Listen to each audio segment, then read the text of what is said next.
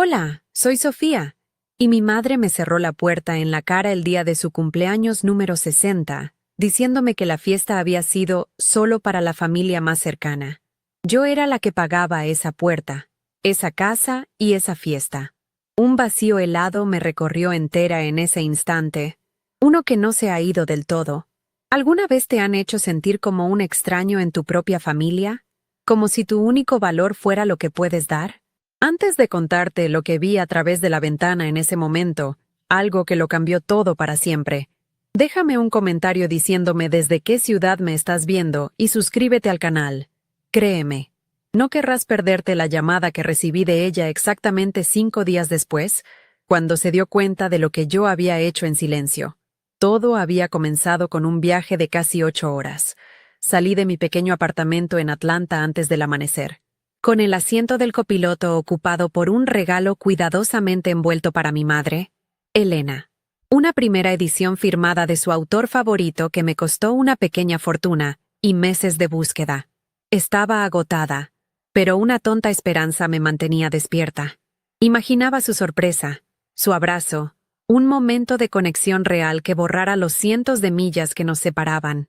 Mientras conducía, pensaba en el último pago del Mercedes que le había enviado, en los $12,000 que le presté a mi hermano Mateo para una inversión y que terminaron convertidos en un Rolex brillante en su muñeca.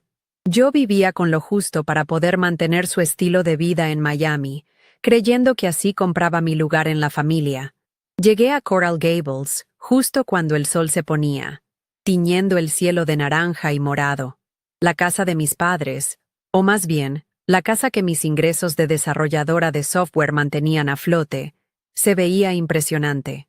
Las luces estaban encendidas y se escuchaba una música suave desde adentro. En la entrada, perfectamente estacionado, estaba el Mercedes-Benz blanco, ese cuyo pago mensual se debitaba de mi cuenta puntualmente el día 5 de cada mes. Por un segundo, sentí una punzada de orgullo, pero fue reemplazada rápidamente por una ansiedad familiar, esa sensación de tener que ganarme mi bienvenida. Me acerqué a la puerta, enderecé mi ropa arrugada por el viaje y toqué el timbre, el corazón latiéndome con una mezcla de nervios y anhelo.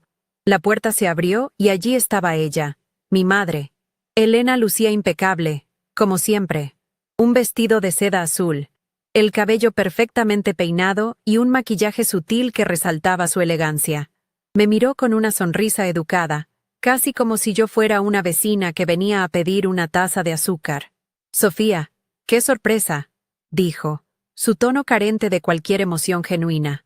Antes de que pudiera decir «Feliz cumpleaños», ella añadió las palabras que se grabaron en mi memoria como un epitafio.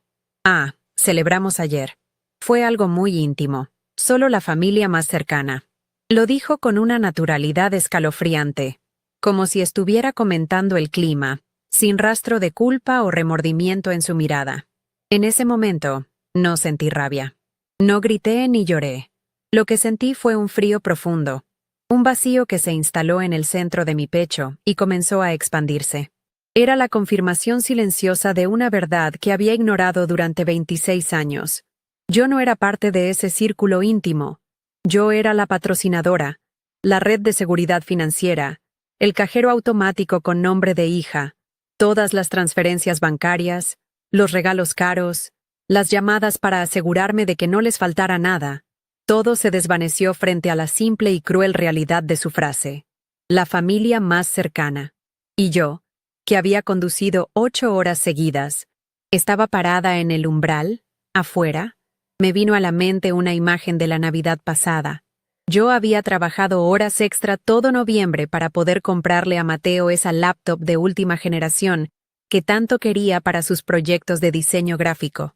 Cuando se la di, apenas la miró y dijo: «Gracias, hermanita», antes de volver a su celular. Mi madre, al ver mi cara de decepción, me llevó a la cocina y me dijo en voz baja: «Ay, Sophie, tú sabes cómo es él. Además, con lo que ganas, para ti esto no es nada». Esa frase, «para ti esto no es nada», siempre había sido su forma de minimizar mi esfuerzo, de convertir mi sacrificio en una obligación. Mi dinero era un recurso inagotable para ellos, pero mi presencia, al parecer, era opcional. Antes de darme la vuelta, mis ojos se desviaron hacia el gran ventanal de la sala. A través del cristal, pude ver una escena que terminó de romper la última fibra de esperanza que me quedaba. Allí estaba Mateo, riendo a carcajadas con nuestros primos, levantando una copa de champán. Llevaba puesto el Rolex que yo le había pagado. Mi madre se acercó a él, le pasó un brazo por los hombros y le dio un beso en la mejilla. Su rostro radiante de un orgullo y un amor que jamás me había dirigido a mí. Estaban todos allí, tíos, primos, los amigos íntimos de mis padres. La familia más cercana estaba completa, y yo no formaba parte de ella. La fiesta que yo había financiado seguía sin mí. Me di la vuelta sin decir una palabra más. El regalo en mis manos de repente pesaba 1 tonelada, un símbolo absurdo de mi propia estupidez. Entiendo, fue lo único que logré susurrar, aunque no estoy segura de que me haya escuchado. Caminé lentamente de regreso a mi auto, cada paso sintiéndose pesado, como si estuviera caminando bajo el agua. El sonido de las risas se desvanecía detrás de mí, reemplazado por el zumbido en mis oídos. Abrí la puerta del auto, coloqué el regalo en el asiento del copiloto y me senté frente al volante, mirando la fachada iluminada de esa casa que se sentía más ajena que nunca. No arranqué el motor de inmediato. Solo me quedé allí, en la oscuridad, procesando la frialdad de ese rechazo. Finalmente, encendí el auto y me alejé de la acera. Mientras conducía por las calles silenciosas de Coral Gables, las luces de la carretera se desenfocaban ante mis ojos. No lloré. Las lágrimas se sentían inútiles. Una respuesta demasiado caliente para el hielo que se había apoderado de mí. En su lugar, una claridad extraña y afilada comenzó a abrirse paso en mi mente. La ilusión de la familia que yo creía tener se estaba desmoronando, ladrillo por ladrillo, y por primera vez, estaba viendo la estructura real que había debajo, una relación puramente transaccional. Y en ese largo y solitario viaje de regreso a Atlanta, en medio de la oscuridad de la autopista, tomé una decisión silenciosa, fría y definitiva. Iba a cortar el cordón umbilical que me unía a ellos, el único que parecía importarles: el dinero. El viaje de regreso a Atlanta se sintió eterno. Un túnel oscuro de asfalto y luces blancas intermitentes. Cada milla que ponía entre esa casa y yo era una capa más de hielo que se formaba alrededor de mi corazón. Ya no había esperanza, ni anhelo, solo el eco de esas palabras, solo la familia más cercana. Las repetía en mi mente una y otra vez, no con dolor, sino con una curiosidad casi clínica, como si estuviera analizando un código de programación defectuoso. ¿En qué momento exacto me convertí en una extraña? ¿Fue gradual? ¿O hubo un día específico en que me degradaron de hija a patrocinadora? La verdad es que siempre lo había sabido, en el fondo. Cada llamada que empezaba con un «Sophie, mi amor», y terminaba con una petición de dinero era una pista. Cada cumpleaños mío olvidado, mientras el de Mateo se celebraba como un evento nacional, era una prueba. Yo simplemente había elegido no ver el patrón, esperando que mi generosidad algún día rompiera el código y me diera acceso a ese círculo íntimo. Recordé mi cumpleaños número 16. Yo solo quería una pequeña cena con mis 2 mejores amigas en una pizzería local. Algo simple, algo mío. Mi madre, sin embargo, lo consideró poco apropiado. Dijo que debíamos ahorrar para la fiesta de Mateo, que cumpliría 18 en unos meses, y necesitaba algo a la altura. Terminé celebrando mi día con un pastel comprado en el supermercado mientras escuchaba a mi madre y a mi hermano planificar la lista de invitados para su gran evento, que incluiría un DJ y un barman. En ese momento, sentí una punzada de injusticia, pero la enterré bajo la excusa de que él era el mayor, el hombre de la casa. Ahora, en la soledad de la carretera, ese recuerdo regresaba con una claridad brutal. No se trataba de la edad o del género, se trataba de valor. A sus ojos, el valor de Mateo era inherente, mientras que el mío debía ser demostrado constantemente. preferiblemente con un recibo adjunto. A mitad de camino, la rabia finalmente comenzó a burbujear, fría y lenta. Empecé a hacer cuentas en mi cabeza, una auditoría mental de mi propia explotación. La hipoteca de la casa en Coral Gables, $3,500 al mes, pagados por mí. El Mercedes de mi madre, $800 al mes. El seguro de ambos autos. Las tarjetas de crédito que cubría religiosamente, llenas de cargos en restaurantes de lujo y boutiques que yo jamás pisaría. Los $12,000 del Rolex de Mateo. Sumaba y sumaba. Y la cifra era obscena. Era más de lo que yo había logrado ahorrar para mí en todos estos años de trabajo. Yo vivía en un apartamento de una habitación, conducía un Honda de segunda mano y mi mayor lujo era pedir comida a domicilio los viernes por la noche. Estaba financiando un estilo de vida de millonarios para ellos mientras yo vivía como una estudiante universitaria, todo bajo la falsa premisa de que estaba ayudando a la familia. La imagen de Mateo riendo, con esa estúpida copa de champán en la mano y el Rolex brillando en su muñeca, se proyectaba en mi parabrisas como una película de terror. Ese reloj no era solo un objeto caro, era la materialización de su descaro y mi ceguera. Le había dado ese dinero creyendo que era para un curso de especialización, una inversión en su futuro. Me había contado una historia conmovedora sobre cómo eso le abriría puertas en su carrera. ¿Fui tan ingenua? Él nunca tuvo la intención de estudiar nada.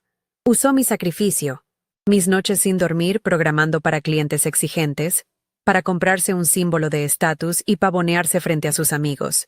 Y mi madre lo permitió. Peor aún, lo aplaudió. En su mundo, que Mateo luciera rico y exitoso, aunque fuera con mi dinero, era más importante que mi bienestar o mis sentimientos. Por un instante fugaz, una voz débil en mi cabeza susurró que quizás estaba exagerando, que tal vez debería haber tocado la puerta de nuevo, haber exigido una explicación. ¿Y si todo fue un malentendido? Pero la imagen del rostro de mi madre borró cualquier duda. Su sonrisa no era de sorpresa, era de cortesía distante. Sus ojos no mostraron ni una pizca de arrepentimiento. Era la mirada que le das a un vendedor ambulante o a un encuestador que interrumpe tu velada. No había amor en esa mirada, ni siquiera el afecto casual que se le tiene a un pariente lejano. Había una barrera de cristal, pulcra e irrompible, entre ella y yo. Yo estaba afuera, en el frío, y ella estaba adentro, en el calor de su mundo perfecto, un mundo que yo pagaba pero al que no tenía acceso. Insistir solo habría añadido humillación a la herida. Y mi padre. ¿Dónde estaba mi padre en todo esto? Probablemente sentado en su sillón de cuero favorito, el que yo le regalé para su último cumpleaños, asintiendo a todo lo que decía mi madre. Él siempre fue una sombra, una presencia silenciosa cuya principal función era reforzar las decisiones de Elena. Nunca me defendió, nunca cuestionó el trato desigual entre Mateo y yo. Recuerdo una vez que le mencioné, con timidez, que me sentía un poco abrumada con todas las cuentas.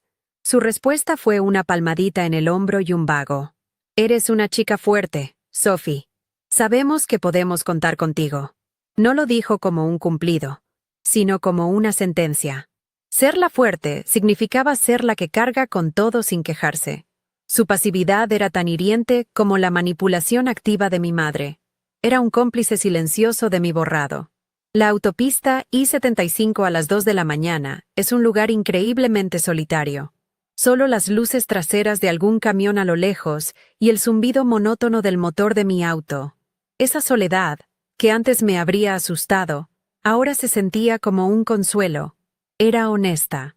Siempre había estado sola, incluso rodeada de mi supuesta familia. Ellos eran un espejismo, una ilusión de pertenencia que yo misma había alimentado con transferencias bancarias. La verdad era que no tenía a nadie más que a mí misma. Y en lugar de sentir pánico, sentí una extraña calma. Si estaba sola, entonces mis obligaciones eran solo conmigo misma. Mis ingresos eran míos. Mi futuro era mío. El peso de sus expectativas, de su insaciable necesidad, comenzó a sentirse un poco más ligero, como si una mochila llena de piedras se estuviera vaciando lentamente. Me detuve en una estación de servicio desolada en algún lugar del sur de Georgia. Las luces fluorescentes del baño zumbaban sobre mi cabeza, haciendo que mi piel se viera pálida y enfermiza en el espejo manchado. Me miré a los ojos y vi a una extraña, una mujer de 26 años que parecía mucho mayor, con ojeras profundas no solo por el viaje, sino por años de un cansancio que iba más allá de lo físico. Era un agotamiento del alma. Apoyé las manos en el lavabo frío, y por primera vez esa noche, una lágrima solitaria rodó por mi mejilla. No fue una lágrima de tristeza por haber sido rechazada, sino de luto por la chica tonta que había sido, la que creyó que el amor se podía comprar y que el sacrificio era una moneda de cambio válida para obtener afecto. Lloré por mi propia ingenuidad perdida. De vuelta en el auto, con el olor a gasolina y café rancio llenando el habitáculo, saqué mi celular, no para llamar a nadie, sino para abrir mi aplicación bancaria. La luz azul de la pantalla iluminó mi rostro mientras revisaba los pagos programados. Ahí estaba. Pago Mercedes-Benz, 5 de junio. Transferencia a Elena R., 1 de junio. Vi el saldo de la tarjeta de crédito adicional de Mateo, con cargos recientes en una tienda de electrónica de alta gama y un bar en South Beach. Verlo todo allí, en números fríos y claros, fue como recibir un diagnóstico final. Esto no era una familia disfuncional, era un parásito financiero con dos cabezas, y yo era el huésped. El resentimiento que sentí fue tan puro y afilado como un trozo de vidrio roto. Me quemó por dentro, pero también me dio una claridad que nunca antes había tenido.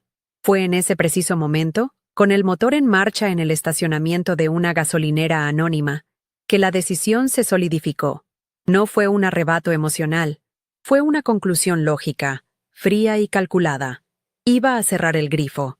No habría más discusiones, ni súplicas, ni explicaciones. No les daría la satisfacción de un enfrentamiento. Simplemente desaparecería de sus vidas financieras. Cancelaría cada pago, cada transferencia, cada tarjeta. Mi respuesta a su exclusión sería un silencio financiero absoluto. Usaría el mismo método que ellos me aplicaron, un corte limpio, sin sentimentalismos. El plan se formó en mi mente con una precisión de cirujano. Sabía exactamente los pasos que debía seguir en cuanto llegara a mi apartamento. La era de Sofía, el cajero automático, había terminado. Cuando las primeras luces del amanecer comenzaron a teñir el cielo de Atlanta de un gris pálido, sentí que cruzaba algo más que una línea estatal. Estaba cruzando un umbral en mi propia vida. El cansancio del viaje seguía ahí, pero debajo de él había una nueva energía, una determinación tranquila que no reconocía en mí misma. No me sentía feliz ni vengativa. Me sentía en paz. Por primera vez, no me preocupaba si mi madre estaría contenta con mi último regalo, o si Mateo necesitaría dinero para su próximo capricho. Mi única preocupación era encontrar mi cama y dormir, y al despertar, comenzaría a construir una vida que fuera verdaderamente mía, financiada por mí y para mí. Sabía que la tormenta llegaría cuando se dieran cuenta de que la fuente se había secado, pero por ahora, en el silencio de ese nuevo día, yo era libre.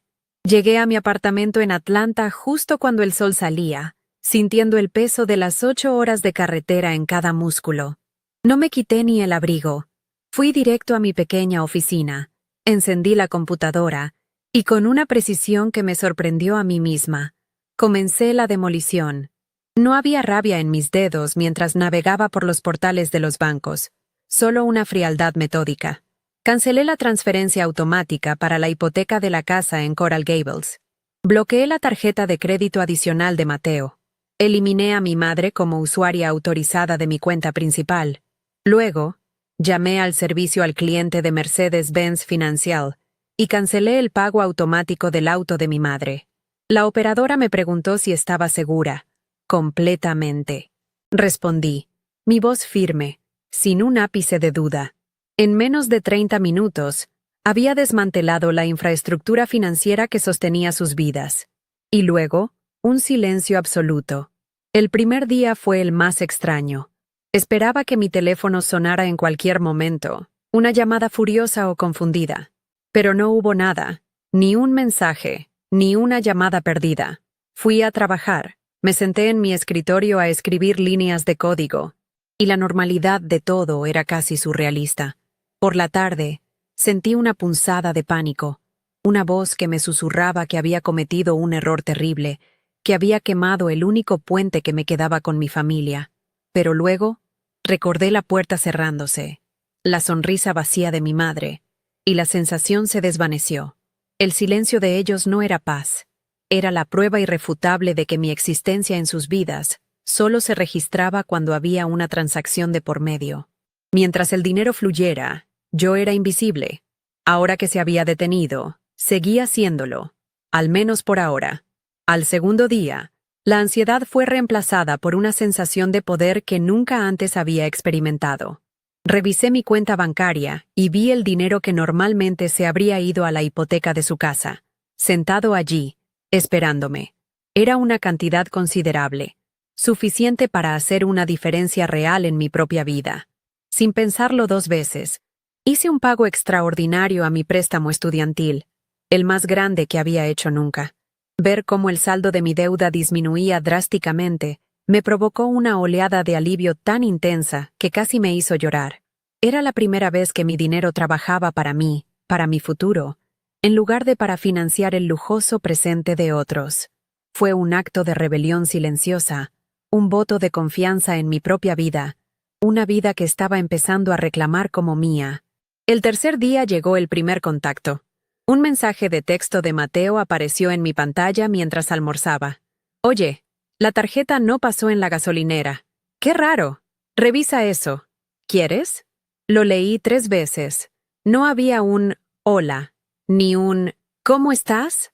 Solo una orden disfrazada de pregunta casual. Mi corazón dio un vuelco, un reflejo condicionado por años de querer complacer. Por un segundo, mis dedos se movieron para responder, para inventar una excusa, pero me detuve.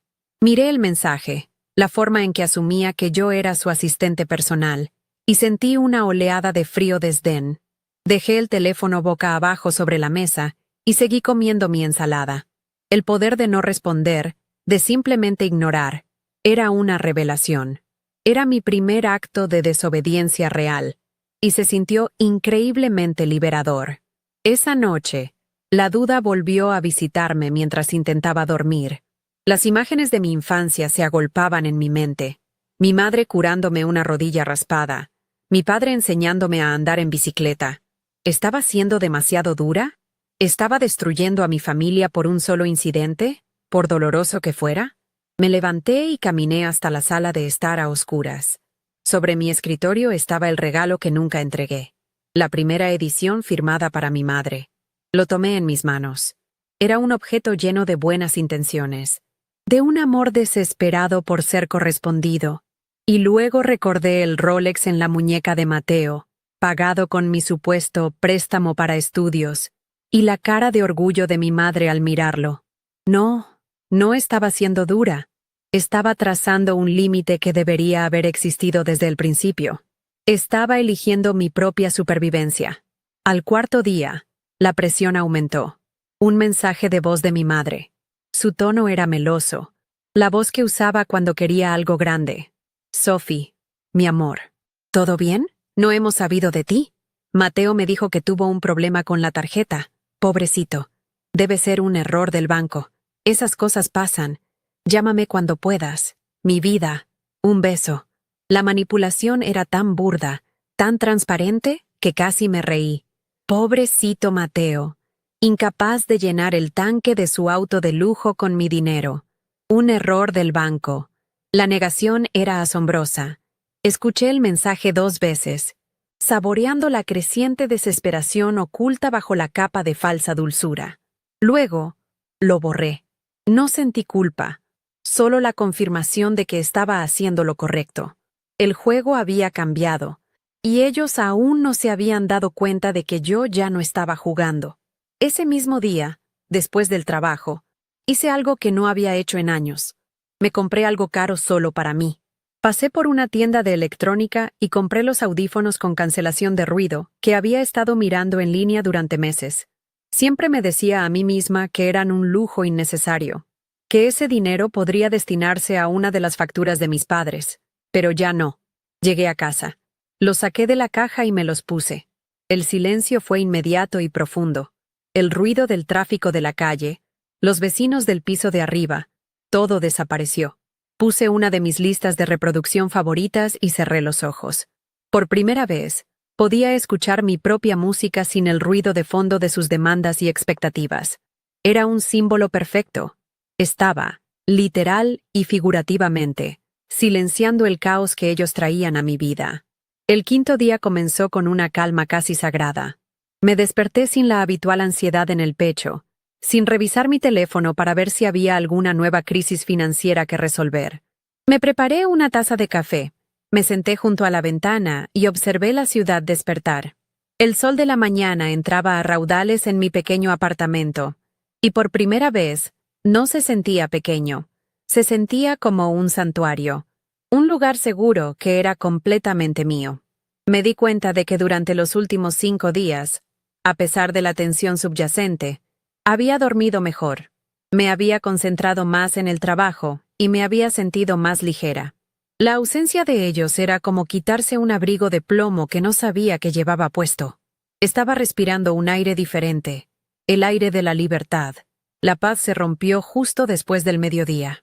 Mi teléfono empezó a vibrar como si tuviera una convulsión. Una ráfaga de mensajes de texto de Mateo, cada uno más frenético que el anterior. Sofía, contesta el maldito teléfono. Estoy en la tienda tratando de comprar un televisor y la tarjeta fue rechazada de nuevo. Me estás haciendo quedar como un idiota. ¿Qué demonios hiciste? Inmediatamente después, una llamada de mi madre. La dejé ir al buzón de voz. Luego otra, y otra. La calma de la mañana se había evaporado, reemplazada por el zumbido de su pánico. Podía imaginarlos, a los dos, en medio de una tienda de lujo, su fachada de riqueza desmoronándose frente a un cajero. La humillación pública era, al parecer, el único lenguaje que entendían. Y entonces, llegó la llamada que lo cambiaría todo. Eran casi las 5 de la tarde. Yo estaba en mi sofá, con mis nuevos audífonos puestos, bebiendo una taza de té de manzanilla, tratando de recuperar la serenidad. Mi teléfono, que había puesto en silencio, se iluminó sobre la mesa de centro. El nombre Mamá parpadeaba en la pantalla. Esta vez, había algo diferente. Una sensación de finalidad. Me quité los audífonos lentamente. El silencio de mi apartamento se sintió repentinamente denso y pesado. Dejé que sonara 3 veces más, cada timbre resonando como un golpe de martillo. Tomé un sorbo de té, calmando el temblor de mis manos. Luego, con un profundo suspiro, deslicé el dedo por la pantalla y contesté. Sabía que la tormenta que había estado gestándose durante 5 días estaba a punto de desatarse directamente sobre mí. «Hola», dije, mi voz sonando extrañamente tranquila en mis propios oídos. Del otro lado de la línea no hubo un saludo, solo una explosión de pánico contenida. «Sofía, por fin. ¿Se puede saber dónde te has metido? Llevo horas tratando de localizarte. Tu teléfono va directo al buzón de voz». La voz de mi madre era aguda, tensa, despojada de esa dulzura artificial que solía usar para pedirme favores. Era el tono de una reina cuyo decreto más importante acababa de ser ignorado por un simple plebeyo. La acusación en su pregunta era clara. Mi inaccesibilidad era una ofensa personal, una falla en el servicio que yo, por obligación, debía prestarle. No había preocupación en su voz, solo una profunda e indignada irritación, como si yo fuera una empleada incompetente que había desaparecido en medio de una crisis. Me recosté en el sofá, sosteniendo el teléfono a unos centímetros de mi oreja para mitigar la estridencia de su voz. No dije nada. Dejé que su pánico rebotara en el silencio de mi apartamento. Podía visualizarla perfectamente, caminando de un lado a otro sobre los pisos de mármol de la casa que yo pagaba, con su teléfono de última generación presionado contra su oreja, su rostro perfectamente maquillado, contraído por una furia que no lograba comprender. El cambio en ella era fascinante. La elegante y controlada Elena se había desvanecido, y en su lugar estaba una mujer desesperada, una adicta a la que le acababan de cortar su suministro. El silencio se alargó, y sentí por primera vez en mi vida que yo tenía el control de la conversación. Yo era la que marcaba el ritmo, y decidí que el ritmo, por ahora, sería lento, deliberado y dolorosamente silencioso para ella. Como era de esperar, mi silencio la enfureció aún más.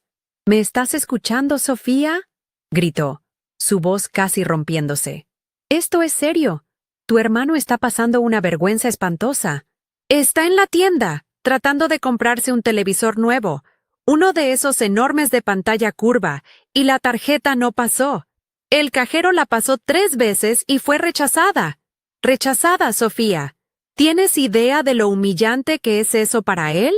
Cada palabra estaba cargada de un drama desproporcionado.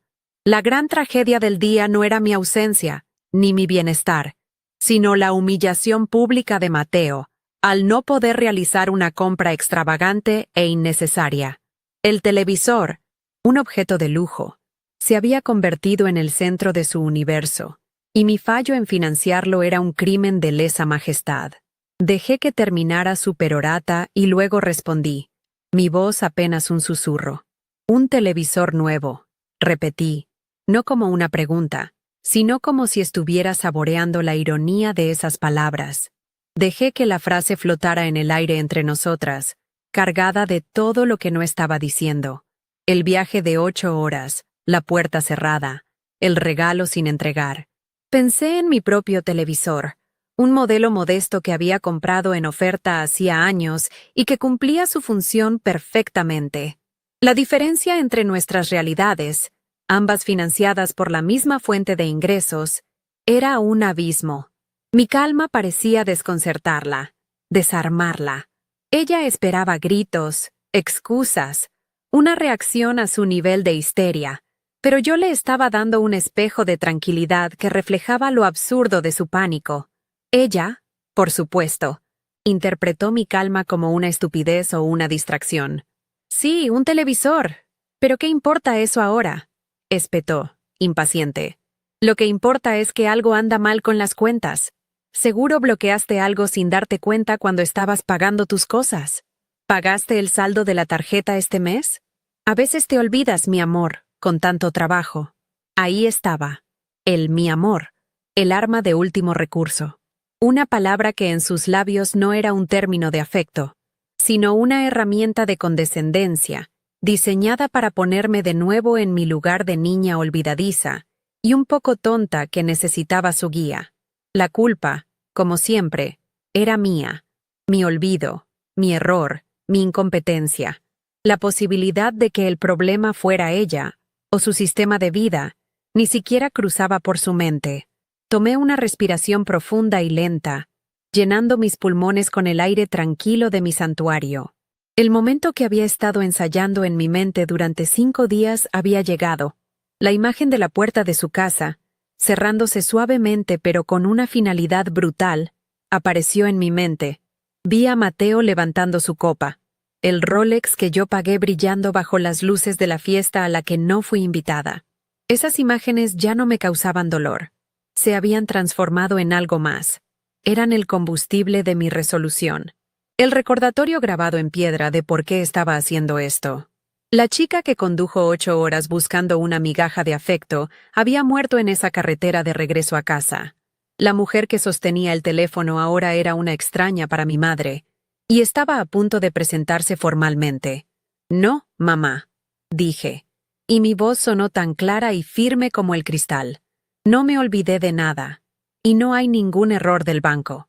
Pronuncié cada palabra de forma metódica, sin rastro de ira o resentimiento. Era una simple declaración de hechos, una corrección a su versión de la realidad.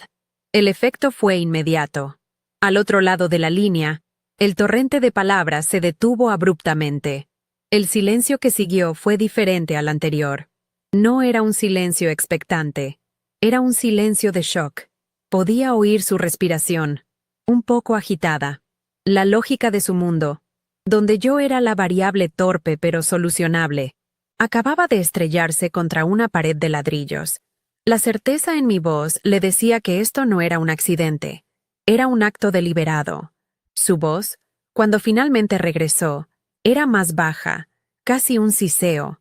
La histeria había sido reemplazada por una incredulidad helada. ¿Qué quieres decir con que no hay un error? No te entiendo, Sofía. Si no es un error, ¿entonces qué es? La pregunta flotó en el aire, cargada de una amenaza implícita. Y luego, el viejo hábito se impuso. No me importa lo que sea. Arréglalo. Arréglalo ahora mismo. Tu hermano está esperando en la tienda. No puedes dejarlo así. La súplica se había convertido en una orden directa. Ya no había máscaras, ni mi amor, ni falsas preocupaciones. Solo la cruda y desnuda exigencia de alguien que ve su fuente de poder y comodidad amenazada, y entra en pánico, exigiendo que la realidad se doblegue a su voluntad. Miré a mi alrededor, a mi pequeño apartamento bañado por la luz dorada del atardecer. Vi mis libros apilados en el suelo, mi computadora portátil donde creaba el código que pagaba por todo, y los nuevos audífonos sobre la mesa de centro. Un pequeño pero poderoso símbolo de mi recién declarada independencia. Todo en esa habitación era mío, ganado con mi esfuerzo, elegido por mí. Y por primera vez, me sentí profundamente enraizada en mi propia vida, no en la periferia de la de ellos. El caos que se desarrollaba a través del teléfono se sentía a miles de kilómetros de distancia, una transmisión de un planeta lejano cuya gravedad ya no me afectaba. La desesperación de mi madre y la humillación de mi hermano ya no eran mi problema. Eran simplemente consecuencias. Dejé que su orden resonara en el silencio una vez más, dándole tiempo para que entendiera la inutilidad de sus palabras. Quería que sintiera esa impotencia, esa frustración de saber que el control se te ha escapado de las manos. Cada segundo de mi silencio era una palada de tierra sobre el ataúd de nuestra antigua dinámica. Finalmente, cuando supe que estaba al borde de gritar de nuevo, hablé. Comencé mi frase con un tono de falsa revelación, imitando la indiferencia casual con la que ella me había descartado en su puerta. Ah, ya recuerdo, dije lentamente, como si una idea vaga acabara de ocurrírseme. Se me olvidó comentarte algo. Hice una pausa dramática, asegurándome de tener toda su atención, preparándola para el golpe de gracia que desmantelaría su mundo. Se me olvidó comentarte que he cancelado todos los pagos, dije, mi voz tan serena que hasta a mí me sorprendió. La hipoteca de la casa, el pago mensual del Mercedes, las tarjetas de crédito, todo. Ya no soy responsable de nada de eso. Dejé que mis palabras, desnudas y directas, viajaran por la línea telefónica y aterrizaran en su conciencia. No había ira en mi tono, ni siquiera un rastro de venganza. Era la voz de un contador cerrando un libro de cuentas, la voz de un programador eliminando una línea de código obsoleta. Era la voz de la consecuencia pura y simple, un sonido que ella, en su mundo de privilegios financiados, probablemente nunca había escuchado antes. Era el sonido de su red de seguridad desapareciendo en tiempo real. Y yo era la que estaba cortando las cuerdas, una por una, con una precisión quirúrgica que me llenaba de una extraña y fría calma. Al otro lado, el silencio fue tan absoluto que por un instante pensé que se había cortado la llamada. Pude oír un leve jadeo, un sonido casi imperceptible, como el de alguien a quien le han sacado el aire de los pulmones de un solo golpe. Luego, su voz regresó, pero era completamente diferente. La histeria se había transformado en un susurro helado, cargado de una incredulidad venenosa. ¿Qué acabas de decir? Siseó, cada sílaba temblando de una furia que apenas podía contener. ¿Estás loca, Sofía? ¿Has perdido la cabeza? No puedes hacer eso. Esa es nuestra casa. Es mi auto. La palabra nuestra me golpeó con la fuerza de una ironía brutal. Era nuestra casa cuando se trataba de disfrutarla, pero era mi responsabilidad cuando llegaba el momento de pagarla. Su pánico no era por mí, ni por nuestra relación. Era el terror primitivo de quien ve su estilo de vida, su estatus y su comodidad evaporarse ante sus ojos. No respondí a su acusación de locura. Dejarla creer que estaba loca era más fácil para ella que enfrentar la verdad, que estaba perfectamente cuerda y que mis acciones eran el resultado directo de las suyas. En cambio, mantuve mi tono tranquilo y deliberado, como si le estuviera explicando un concepto simple a un niño. Sí, puedo hacerlo, mamá. De hecho, ya lo hice. Hace 5 días, para ser exactos. Le di esa información como un pequeño regalo de crueldad, permitiéndole reconstruir la línea de tiempo en su cabeza. Le estaba mostrando que mientras ella y Mateo vivían su vida de lujo, sin siquiera notar mi ausencia, yo ya había desmantelado silenciosamente el andamiaje que sostenía todo su mundo. La imagen de ellos, felices e ignorantes en su fiesta, mientras yo, a cientos de millas de distancia, firmaba su sentencia financiera, era de una justicia poética tan perfecta que casi me hizo sonreír.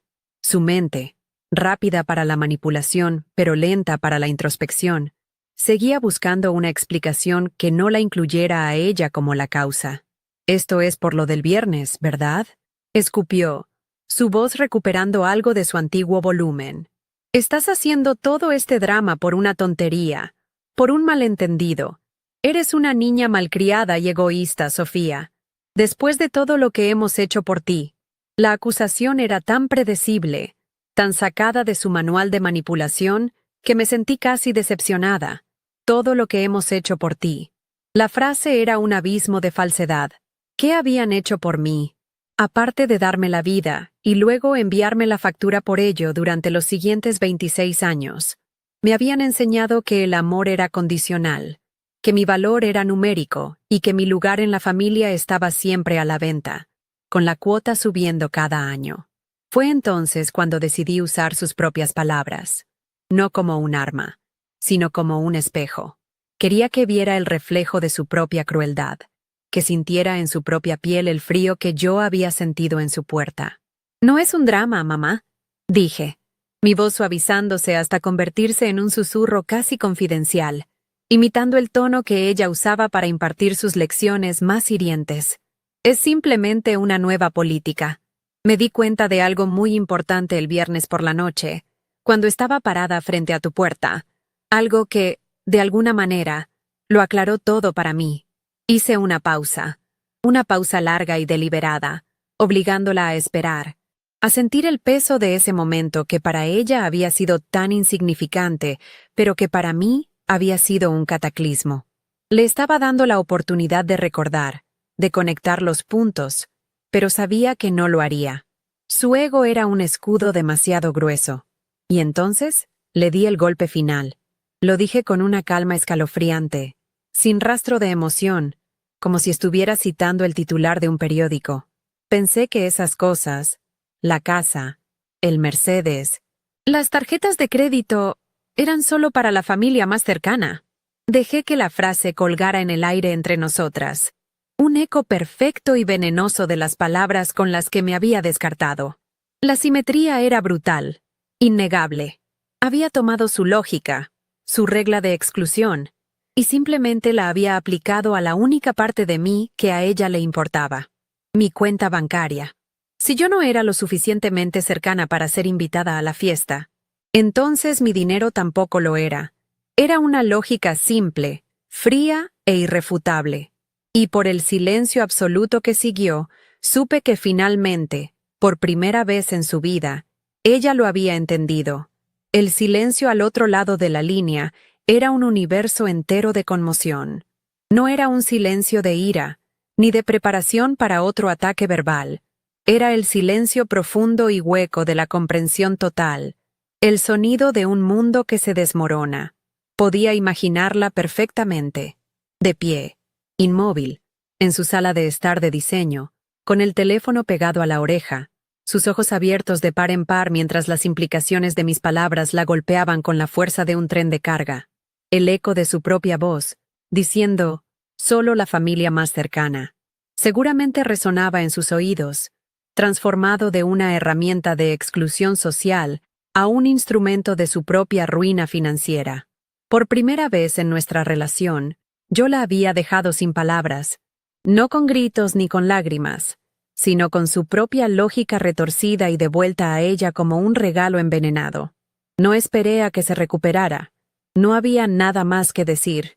Cualquier cosa que dijera a continuación, súplicas, amenazas, insultos. Sería irrelevante. El acto estaba hecho. La conexión había sido cortada.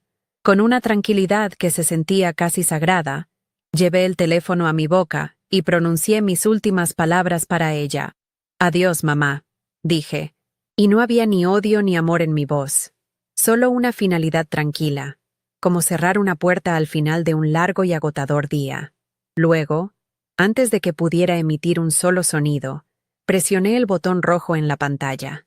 El silencio que llenó mi apartamento después de colgar fue el sonido más dulce que había escuchado en mi vida. Era el sonido de la libertad. Era el sonido del fin de una guerra que ni siquiera sabía que estaba luchando. Inmediatamente, sin dudarlo ni un segundo, abrí mi lista de contactos. Encontré el número de Mateo y lo bloqueé.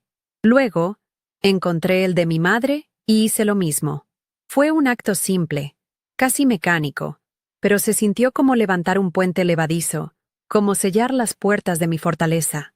Era la confirmación final de que la conversación había terminado, no solo por hoy, sino para siempre. No habría más llamadas de pánico, ni mensajes de texto manipuladores, ni correos de voz llenos de falsas dulzuras. Había creado una barrera digital que reflejaba la barrera emocional que finalmente había logrado construir a mi alrededor. El zumbido constante de sus necesidades, que había sido la banda sonora de mi vida adulta, finalmente se había detenido. El silencio era absoluto. Miré a mi alrededor, a mi pequeño y modesto apartamento. La luz del sol poniente se filtraba por la ventana, pintando las paredes de un cálido color dorado.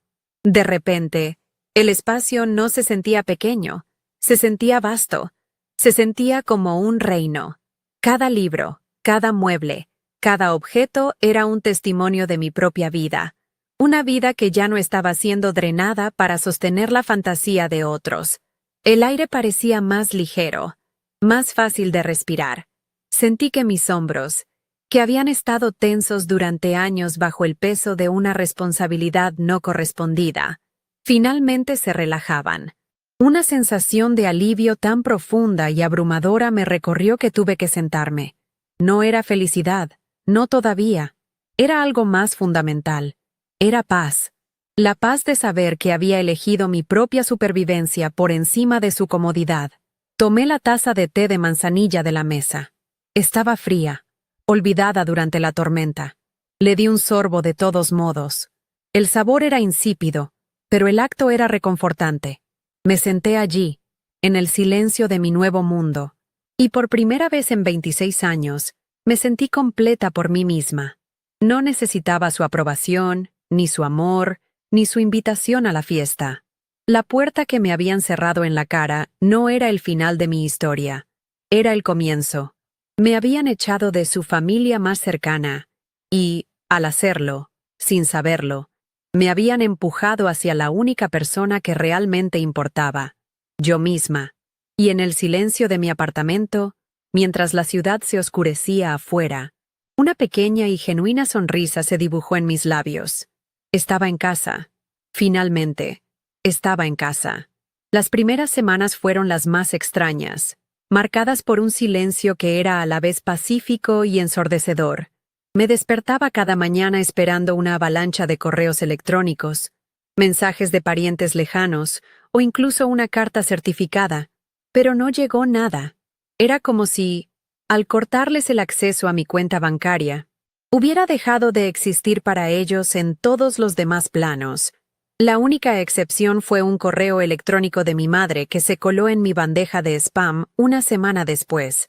El asunto era simple. Hija ingrata. No lo abrí.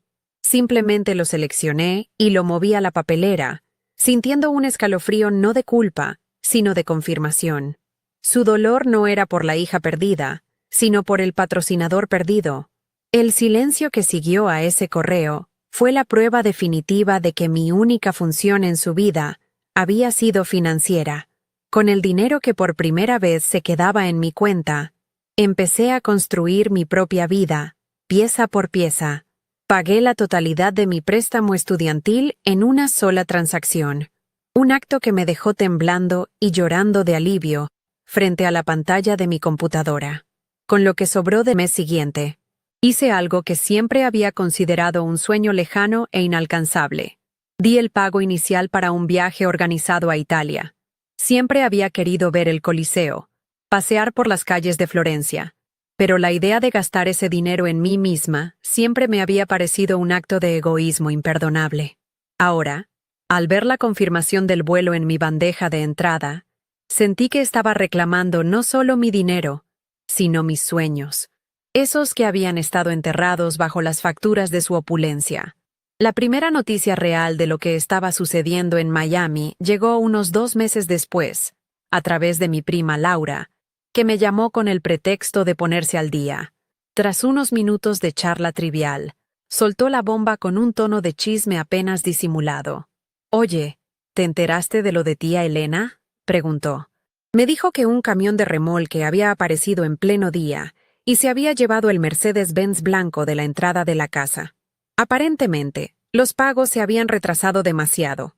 Laura me contó, con una mezcla de lástima y morbo, que varios vecinos estaban afuera, mirando el espectáculo. La humillación pública, para mi madre, debió de haber sido peor que cualquier dificultad financiera. Era la primera grieta visible en la fachada de perfección que tanto se había esforzado por mantener. Una fachada que yo había financiado durante años. Colgué el teléfono y, para mi sorpresa, no sentí ni una pizca de alegría vengativa. Lo que sentí fue un vacío, una tristeza extraña y distante por la mujer que mi madre podría haber sido si su valor no hubiera estado tan intrínsecamente ligado a las apariencias y las posesiones materiales. El Mercedes no era solo un auto, era su trofeo, su símbolo de estatus en el vecindario de Coral Gables. Perderlo de esa manera, a la vista de todos, era el equivalente a ser despojada de su corona en la plaza del pueblo. En ese momento entendí que mi decisión no solo había tenido consecuencias financieras, había desencadenado el colapso de la identidad que ella se había construido. Una identidad tan frágil que dependía de un pago mensual que ni siquiera hacía ella. Pasaron otros 4 meses. Mi viaje a Italia fue transformador. Caminé por calles antiguas, comí pasta increíble y no pensé en ellos ni una sola vez. Me sentía más ligera, más yo misma que nunca. A mi regreso, había otro mensaje de voz de Laura. Esta vez, su voz era más sombría. La casa, la hermosa casa de Coral Gables con sus pisos de mármol y su gran ventanal, estaba en proceso de ejecución hipotecaria. Habían ignorado los avisos del banco durante meses, aparentemente con la esperanza de que yo entrara en razón y resolviera el problema, pero yo no lo había hecho. Laura me dijo que mi madre estaba devastada, que apenas salía de su habitación y que Mateo, como era de esperar, había desaparecido, probablemente quedándose con amigos para evitar el desastre inminente. Una semana después de esa llamada, recibí una carta por correo postal. La caligrafía en el sobre era inconfundiblemente la de mi madre. Mi corazón dio un vuelco. Un eco de la antigua Sofía que habría hecho cualquier cosa por su aprobación. Sostuve la carta en mis manos durante un largo rato, sintiendo el peso de años de historia. Una parte de mí quería abrirla, leer las súplicas, las acusaciones, las posibles disculpas falsas, pero otra parte, la mujer que había vuelto de Italia, sabía que no había nada en ese sobre que pudiera sanarme. Era solo otro intento de manipulación, una última jugada en un juego que yo ya no jugaba. Sin leerla, caminé hasta el fregadero de mi cocina, encendí un fósforo y observé cómo las esquinas del sobre se ennegrecían y se convertían en cenizas. El capítulo final me llegó casi un año después de aquella noche en su puerta. Laura me llamó para decirme que la casa finalmente se había vendido en una subasta. Elena y Mateo se habían mudado a un pequeño apartamento de 2 habitaciones, en un barrio mucho menos glamoroso. Mi madre, que nunca había trabajado un día en su vida adulta, había conseguido un empleo a tiempo parcial como recepcionista en una clínica dental.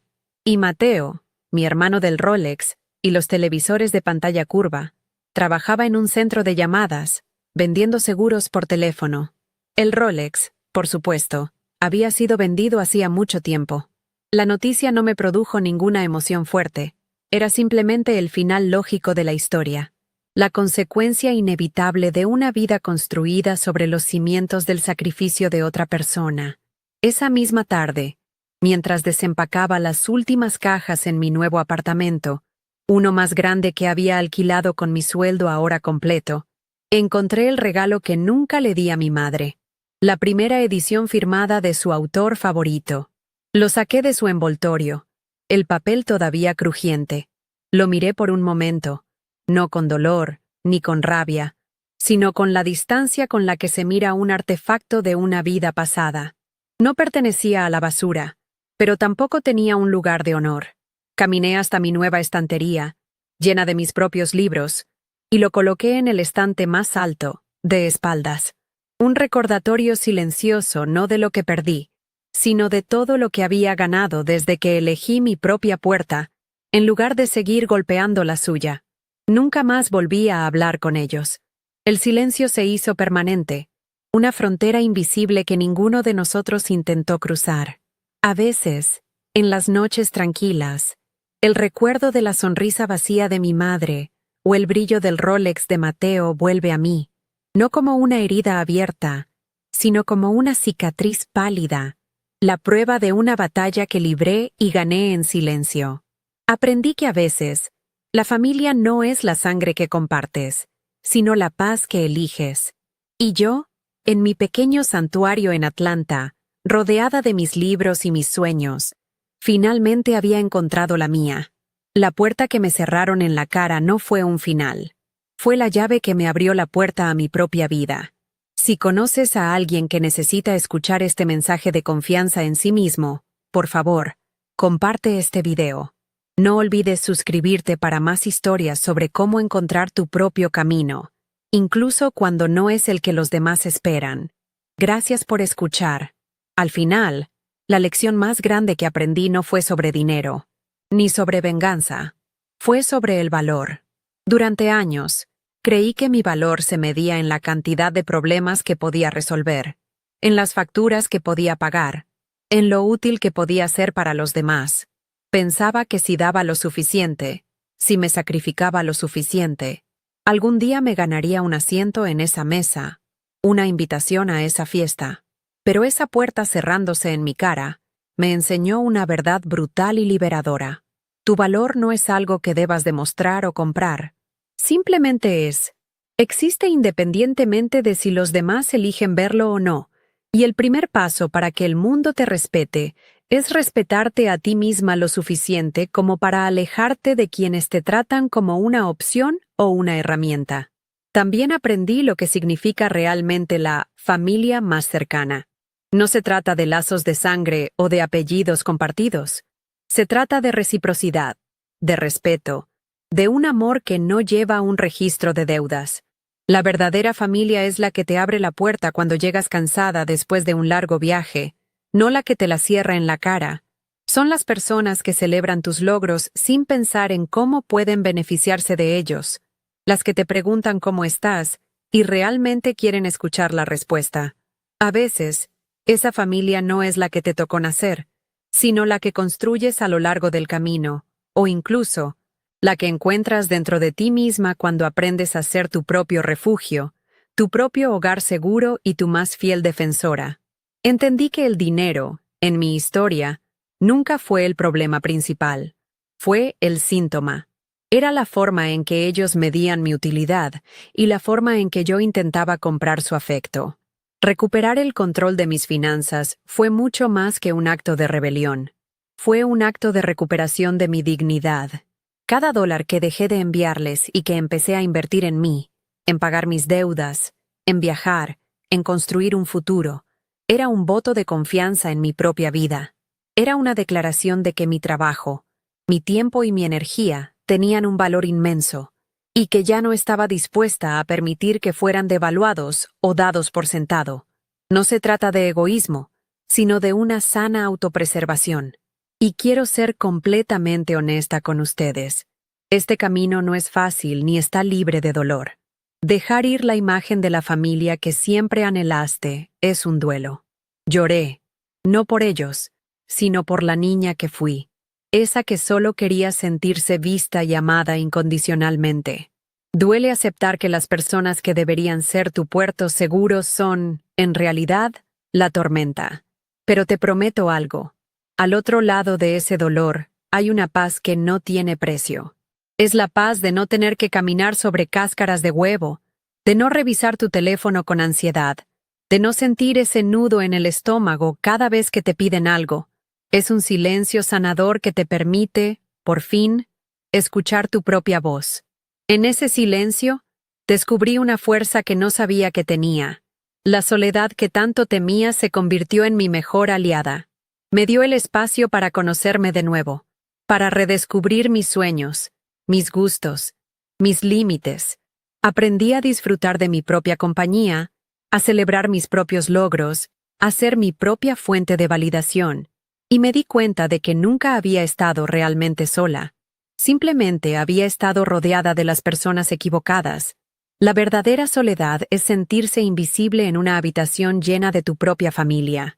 Estar sola, pero en paz contigo misma, es libertad. Es el lienzo en blanco sobre el que puedes empezar a pintar la vida que realmente mereces. Aquella puerta que mi madre me cerró en la cara se convirtió, irónicamente, en la puerta más importante de mi vida.